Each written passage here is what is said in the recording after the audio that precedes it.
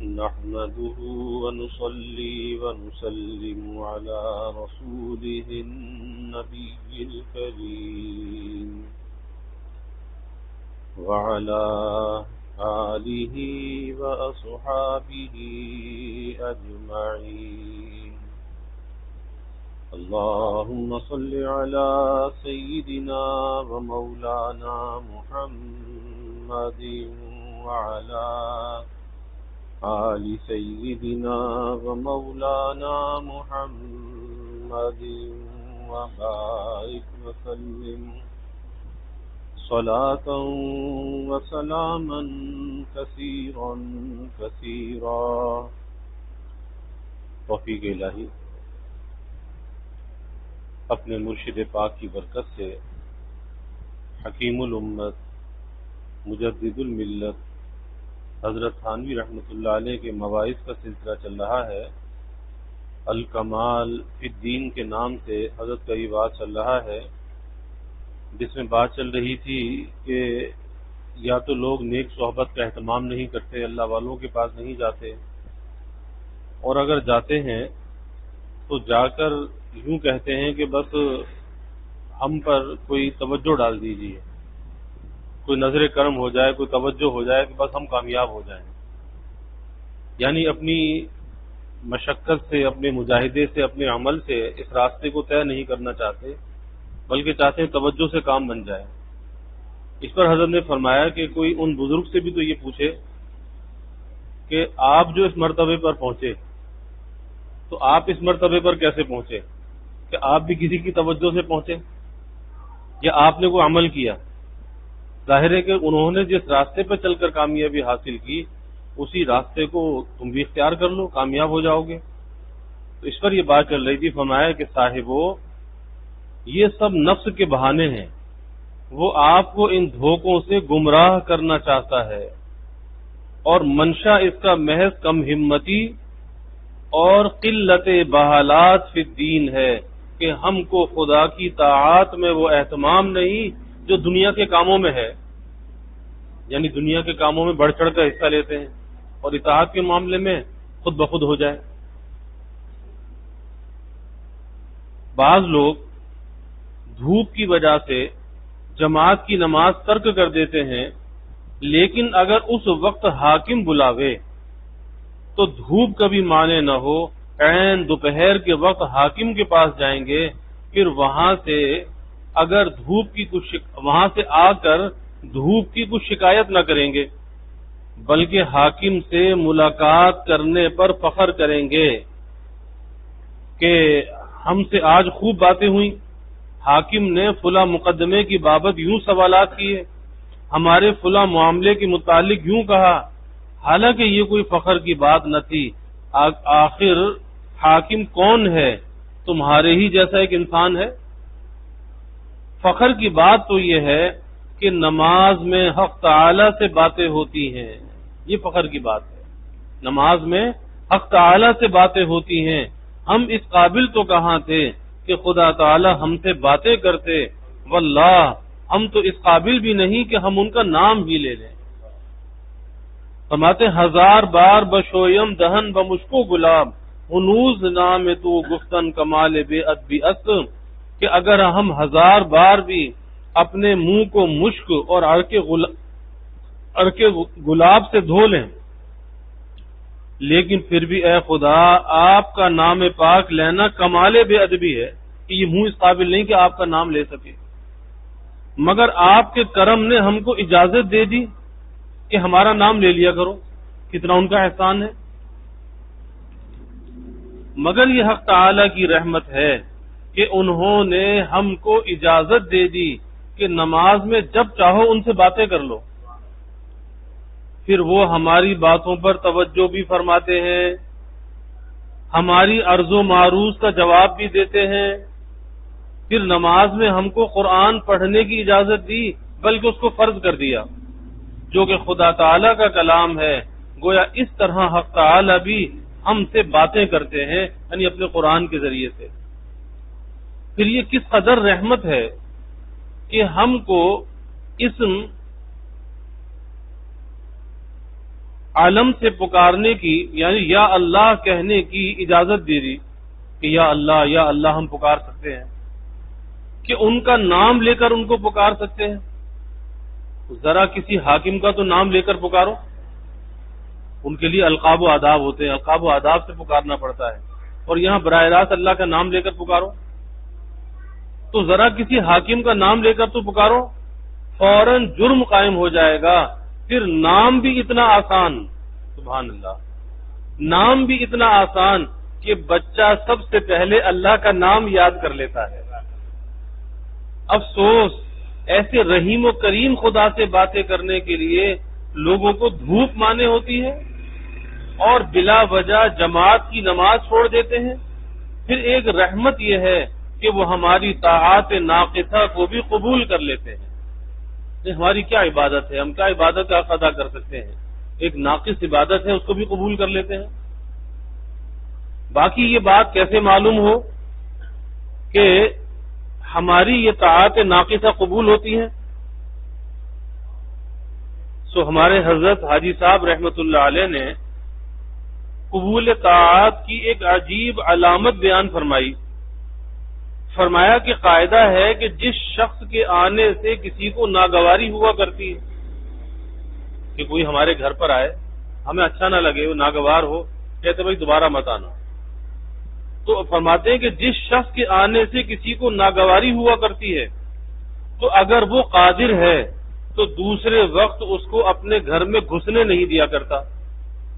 تو یاد رکھو کہ اگر حق تعالی کو تمہاری پہلی عبادت ناگوار ہوئی ہوتی تو وہ دوسرے وقت تم کو مسجد میں گھسنے نہ دیتے، نہ نماز کی توفیق دیتے. پس جب ایک نماز کے بعد دوسرے وقت تم کو پھر اسی نماز کی توفیق ہوئی تو سمجھ لو کہ پہلی نماز قبول ہو گئی، جبھی تو دوبارہ اپنے گھر آنے کی اجازت دے دی. اسی طرح تمام طاعات میں سمجھ لو واقعی عجیب بات بیان فرمائی. وہ یہ حجت قطعیہ نہ ہو مگر انا عند ظنی عبدی بھی، اس کے ساتھ ملا کر امید ہے کہ اگر ہم حق تعالی کے ساتھ یہی گمان رکھیں تو قبولیت کا اچھا قرینہ ہے. آخر کوئی تو وجہ ہے کہ خدا تعالی نے تم کو 5 وقت مسجد میں آنے کی توفیق دے دی، کوئی تو وجہ ہے. اور بہت سی مخلوق ایسی ہے کہ جن کو سال میں ایک وقت آنے کی بھی توفیق نہیں دی، سارا سال گزر جاتا ہے مسجد میں نہیں آتے، کہتے ہیں ہاں عید کی نماز پڑھ لی تھی، بہت سے عید کی بھی نہیں پڑھتے. تو معلوم ہوتا ہے کہ خدا تعالیٰ کو ان کا مسجد میں آنا گوارا نہیں. ایک گنوار کا قصہ ہے کہ اس کا بچڑا مسجد میں گھس گیا تھا، تو ملا خفا ہونے لگا کہ لوگ نہ نماز پڑھتے ہیں نہ کچھ کرتے ہیں اور جانوروں کو مسجد میں گھسا دیتے ہیں.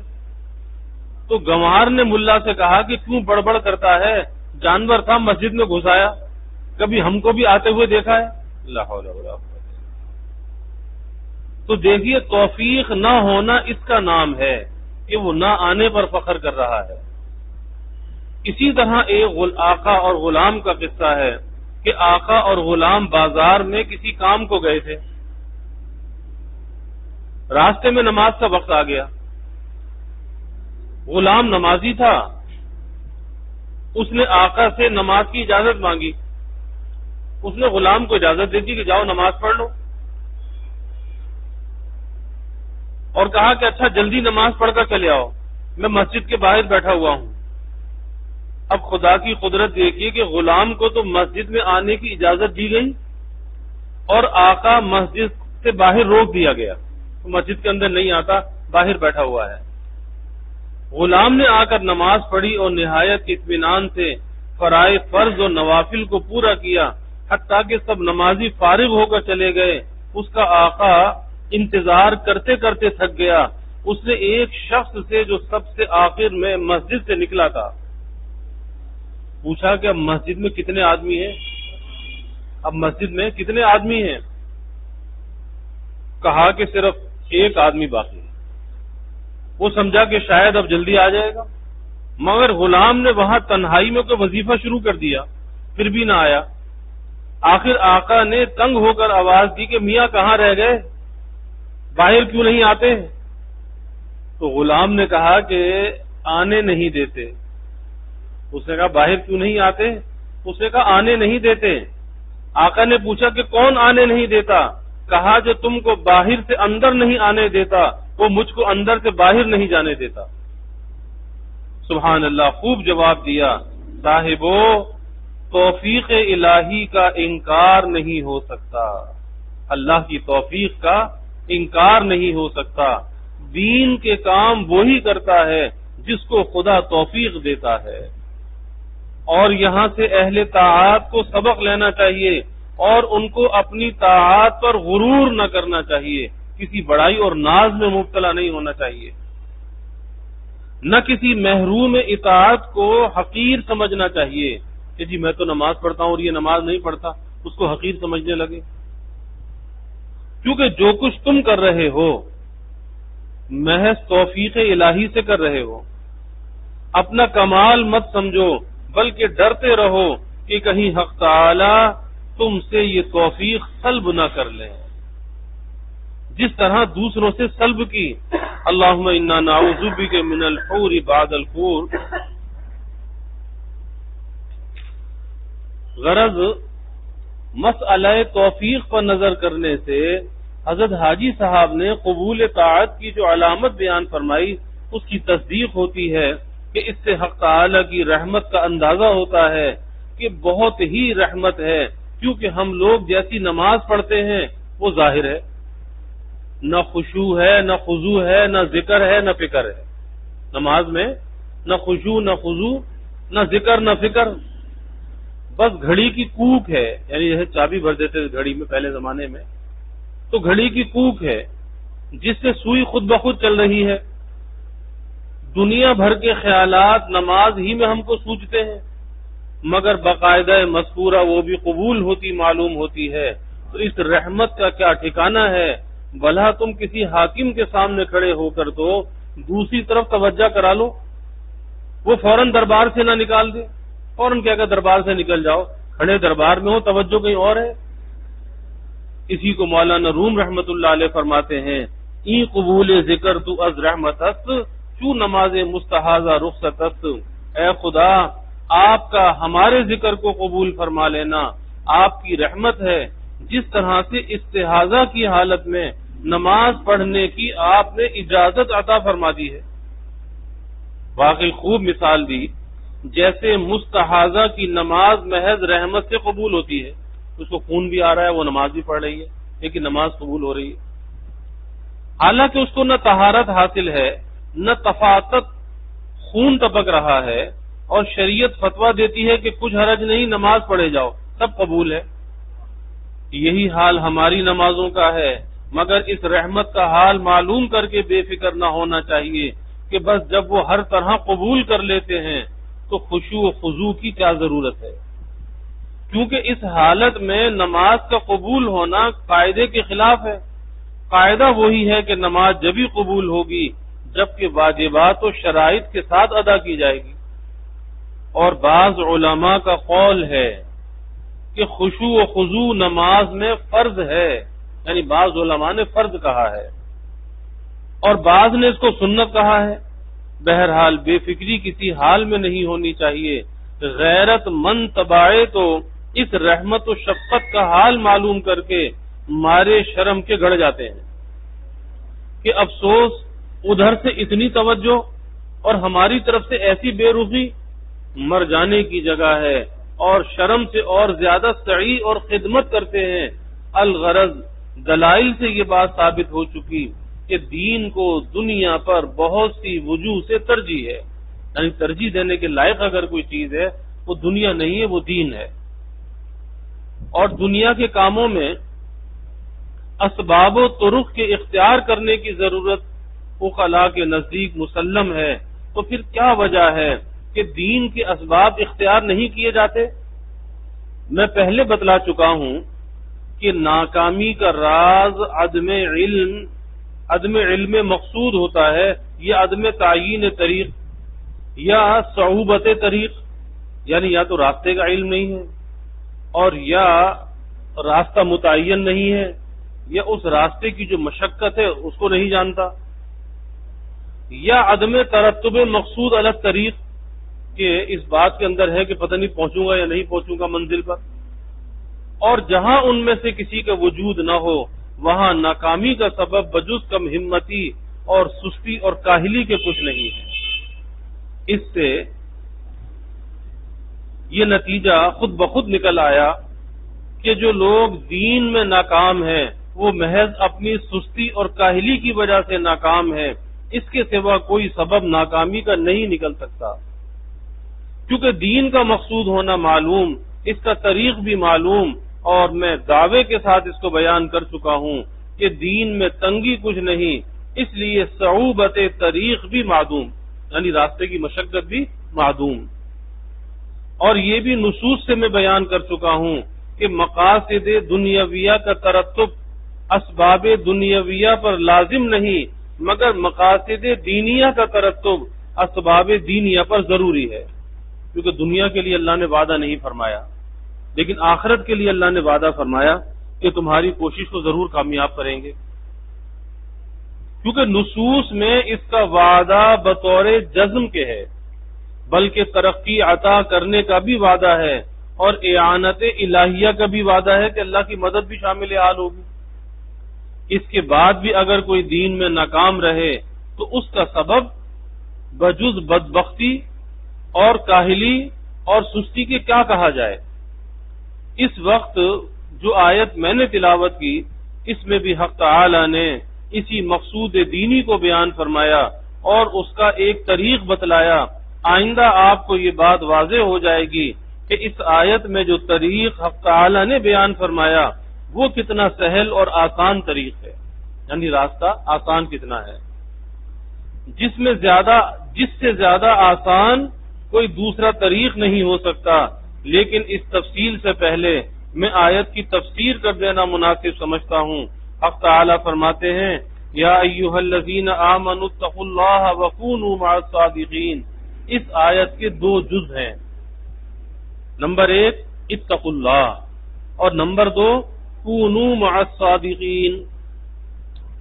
اور یہ قرآن کا اعجاز ہے کہ دو جملوں میں دریا کو بھر دیا، سمندر کو کوزے میں بند کر دیا، دو جملوں میں۔ چنانچہ ابھی معلوم کر لینے کے بعد آپ کو معلوم ہو جائے گا کہ ان دو جملوں میں کتنے بڑے مضمون کو حق تعالی نے بیان فرمایا۔ قرآن کے جملوں کی تفسیر مختلف عنوانات سے ہو سکتی ہے، اس لیے ممکن ہے کہ اس آیت میں بھی کسی مفسر نے دوسرا عنوان اختیار کیا ہو، مگر وہ اختلاف محض عنوان ہی کا ہوتا ہے، معنون میں ایک ہوتا ہے، یعنی مطالب اور معانی میں ایک ہوتا ہے۔ اس آیت کا جو معنون میں سمجھا ہوں وہ یہ ہے کہ اتقوا اللہ میں مقصود کا ذکر ہے۔ مقصود کیا ہے؟ اللہ سے ڈرنا، اتقوا اللہ، تقوی اختیار کرنا۔ تو اتقوا اللہ میں مقصود کا ذکر ہے، اور کونوا مع الصادقین میں اس مقصود کے طریق کا ذکر ہے کہ یہ مقصود حاصل کیسے ہوگا، کس راستے پر چل کر حاصل ہوگا۔ کیونکہ جن لوگوں نے قرآن کو بنظر غائر دیکھا ہے وہ خوب سمجھتے ہیں کہ حق تعالی شانہ قرآن میں مقاصد کے ساتھ طرق کا ذکر بھی اکثر فرما دیا کرتے ہیں، اور یہ ان کی غایت شفقت و رحمت ہے کہ وہ اپنے بندوں کو کسی بات کا حکم فرما کر حیران و پریشان نہیں چھوڑتے، بلکہ اس کا طریق بھی ساتھ کے ساتھ بتلا دیتے ہیں کہ یہ کام اس طرح سے ہوگا، یہ طریقہ اختیار کرو۔ اس عادت پر نظر کر کے میرا ذوق یہ بتلاتا ہے کہ اس آیت میں جملہ اولا میں مقصود کا بیان ہے اور ثانیہ میں طریق کا بیان ہے، یعنی تقوی مقصود ہے اور معیت صادقین اس کے حصول کا طریق ہے۔ بعبارت دیگر یہ سمجھیے کہ حق تعالی نے دین کامل حاصل کرنے کا امر فرمایا ہے، دین کامل حاصل کرنے کا امر فرمایا ہے، اور معیت کاملین اس کا طریق بتلایا ہے۔ اس کو میں آگے چل کر واضح کر دوں گا کہ تقوی کی تفسیر کمال دین ہے یا نہیں۔ اس وقت میں یہ بتلانا چاہتا ہوں کہ کمال دین مقصود و مطلوب ہے یا نہیں، تو تو خوب سمجھ لیجئے کہ مقاصد میں ہمیشہ کمال ہی مطلوب ہوتا ہے، مقاصد میں ہمیشہ کمال ہی مطلوب ہوتا ہے، ناقص حالت میں کوئی قناعت نہیں کرتا۔ تجارت کرتے ہیں تو اس میں بھی کمال مطلوب ہوتا ہے، لاکھ 2 لاکھ پر کوئی بس نہیں کرتا، بلکہ جس قدر ترقی ہو اس سے آگے کے طالب رہتے ہیں۔ ایسا کوئی نہیں کرتا کہ جب ضرورت سے زیادہ آمدنی ہو جائے تو آئندہ کے لیے سعی اور کوشش چھوڑ دے، نہیں، بلکہ قسم قسم کی تجارتیں نئی نئی شروع کر دیتے ہیں۔ اگر ایک شخص کے یہاں بساط خانے کی تجارت ہے، یعنی بساط خانہ یہ جنرل اسٹور، بساط خانہ، اور اس سے معقول آمدنی ہو رہی ہے، تو سرمایہ زیادہ ہو جانے کے بعد وہ کپڑے کی بھی ایک دکان کھول لیتا ہے، اور ترقی ہوئی تو جوتوں کی بھی ایک دکان کھول لیتا ہے۔ یہاں تک کہ پہلے اگر باپ بیٹے سب مل کر ایک دکان کر رہے تھے تو اب ہر بیٹے کی الگ الگ دکان کھول دی جاتی ہے۔ چنانچہ مشاہدہ ہے پھر بہت سے مکان خرید کر کرائے پر دے دیے جاتے ہیں، غرض ہر وقت ترقی کی دھن لگی رہتی ہے اور کسی حد پر بس نہیں کرتے، اور وہ حال ہو جاتا ہے کہ اگر کسی کے پاس ضرورت کے مافق زمین موجود ہو تو وہ اس پر قناعت نہیں کرتا، بلکہ ہمیشہ اس فکر میں رہتا ہے کہ آج ایک گاؤں پورا خرید لوں، ایک گاؤں خریدنے کے بعد پھر دوسرے گاؤں کی تمنا رہتی ہے۔ اسی کو فرماتے ہیں ملک اقلیم اربگیرت بادشاہ ہم چنا دربن اقلیم دیگر، کہ ایک ملک اگر بادشاہ لے لیتا ہے لیکن وہ قناعت سے محروم ہونے کے سبب دوسرے ملک کی ہرس میں مبتلا ہو جاتا ہے۔ غرض انسان دنیاوی ترقی میں ہمیشہ زیادت کا طالب رہتا ہے کہ دنیا میں ترقی کرتا رہے، آگے بڑھتا رہے، یہاں تک کہ موت ہی سے یہ سلسلہ منقطع ہوتا ہے۔ موت آتی ہے، سلسلہ منقطع ہو جاتا ہے، اس سے پہلے منقطع نہیں ہوتا۔ شیخ سعدی رحمت اللہ علیہ فرماتے ہیں گفت تنگے چشمے دنیا دار را یا قناعت پر کند یا خاک گور، کہا کہ دنیا کی تنگ نظر اور لالچ سے پر نظر کو یا تو قناعت پر سکتی ہے، قناعت پر کر سکتی ہے، یا قبر کی خاک پر کر سکتی ہے، یعنی یا تو آدمی قناعت کو اختیار کر لے ورنہ پھر قبر کی مٹی پورا کرتی ہے۔ دنیا دار کو قناعت تو ہوتی نہیں، ہاں خاک گور ہی سے اس کی ہرس منقطع ہوتی ہے۔ شاید آج آپ مجھ کو کوئی ایسا آدمی دکھلائیں کہ جس نے 10,000 روپے یا 10 گاؤں حاصل کر کے بس کر دیا ہو اور آئندہ کے لیے سعی کو ختم کر دیا ہو، لیکن اول تو یہ بہت ہی شاذ ہے، لاکھوں میں ایک آدمی ایسا ہوگا، اور وَالنَّادِرُ كَالْمَعْدُومِ، اگر لاکھوں میں ایک آدمی آپ نے دکھلا بھی دیا تو اس سے میرے بیان پر نقص وارد نہیں ہوتا، کیونکہ قواعد میں اکثر کا لحاظ ہوا کرتا ہے اور اکثر کی عادت وہی ہے جو میں نے بیان کی۔ پھر میں کہتا ہوں کہ جو شخص ایسا آپ دکھلائیں گے وہ دیندار ہوگا، دنیا دار نہ ہوگا، اور گفتگو اہل دنیا کی حالت میں ہے، اور اگر وہ دیندار بھی نہ ہو، دنیا دار ہی ہو، تو اس کا ایک سرسری جواب تو یہ ہے کہ اس کے نزدیک غالباً یہی کمال ہوگا، جب وہ کمال حاصل ہو گیا تو مقصود تک وصال ہو گیا، اب اس سے آگے کوئی کمال اس کی نظر میں ہے نہیں، اس لیے اس نے بس کر دی، بس یہیں تک اس کی نظر تھی۔ بس وہ بھی طالب کمال نکلا، ناقص حالت پر اس نے بھی قناعت ہرگز نہیں کی، اور حقیقی جواب یہ ہے کہ گو اس صورت میں ترقی کو ختم کر دیا، مگر معنن وہ اب بھی ترقی کر رہا ہے، کیونکہ یہ شخص عاقل دنیا دار ہے، نادان نہیں، وہ دنیا کی روح کو سمجھ گیا ہے کہ اسباب معاش سے مقصود سکون قلب و راحت قلب ہے، یعنی دنیا کی ترقی سے مقصد کیا ہے کہ دل کا سکون، دل کا اطمینان، دل کی راحت، اور ہر وقت اسباب معاش میں لگے رہنے سے، ہر وقت دنیا کے دھندے میں لگے رہنے سے راحت و سکون قلب میسر نہیں ہوتا، پریشان دل اور مشغول رہتا ہے، اس لیے اس نے ایک معقول سرمایہ حاصل کر کے آئندہ کے لیے صورت ترقی کو بند کر دیا، اس پریشانی سے اپنے کو بچا لیا۔ لیکن حقیقت میں وہ اب بھی ترقی کر رہا ہے، یعنی پہلے اسباب میں ترقی کر رہا تھا اور اب مسبب اور مقصود میں ترقی کر رہا ہے، یعنی راحت و آرام کے بڑھانے میں مشغول ہے کہ اب جب کما لیا اتنا، اب بس آرام ہو کرنا چاہیے، اب اپنے آپ کو راحت پہنچانی چاہیے، تو ترقی تو وہ اب بھی کر رہا ہے۔ غرض یہ بات ثابت ہو گئی کہ دنیاوی اسباب میں ہر شخص کمال کا طالب ہے، کسی قدر حاصل پر کوئی بس نہیں کرتا بلکہ اس سے بھی آگے کا طالب رہتا ہے، اور اگر کوئی شخص کسی خاص حد پر بس بھی کرتا ہے تو ناقص حالت پر ہرگز بس نہیں کرتا بلکہ کوشش اور سعی کو ہمیشہ درجہ کمال پر پہنچا کر ختم کیا جاتا ہے۔ مثلا اگر کسی کو تجارت میں نقصان ہو رہا ہے تو اس حالت پر کوئی بھی سعی کو ختم نہ کرے گا، بلکہ جب اتنا سرمایہ اکٹھا ہو جائے کہ وہ ساری عمر کو کافی ہو جائے بلکہ بچ بھی جائے، اس وقت بعض لوگ سعی کو ختم کر سکتے ہیں۔ بس یہ بات یقیناً معلوم ہو گئی کہ ناقص حالت پر کوئی بھی قناعت نہیں کرتا، قناعت ہمیشہ حصول کمال ہی کے بعد ہوتی ہے۔ وہ بھی قناعت صوری ہے، یعنی صورتاً وہ قناعت ہے، ورنہ حقیقت میں اب بھی ترقی ختم نہیں ہوئی۔ پھر حیرت ہے کہ دین میں لوگوں کو ناقص حالت پر قناعت کیوں ہے؟ اللہ تعالیٰ فہم دین عطا۔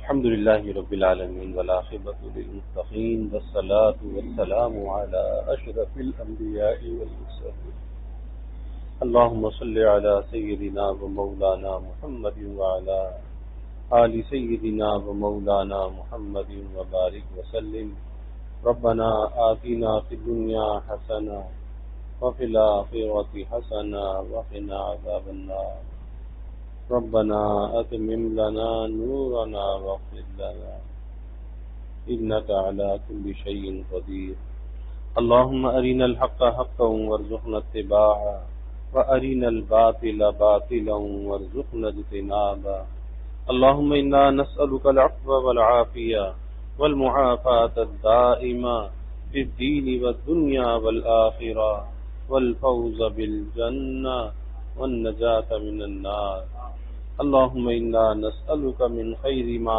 سألك منه نبيك سيدنا محمد صلى الله عليه وسلم ونعوذ بك من شر ما استعاذك منه نبيك سيدنا محمد صلى الله عليه وسلم وأنت المستعان وعليك البلاغ ولا حول ولا قوة إلا بالله وجزى الله عنا محمدا صلى الله عليه وسلم ما هو أهله وصلى الله تعالى وسلم على النبي الكريم آمين برحمته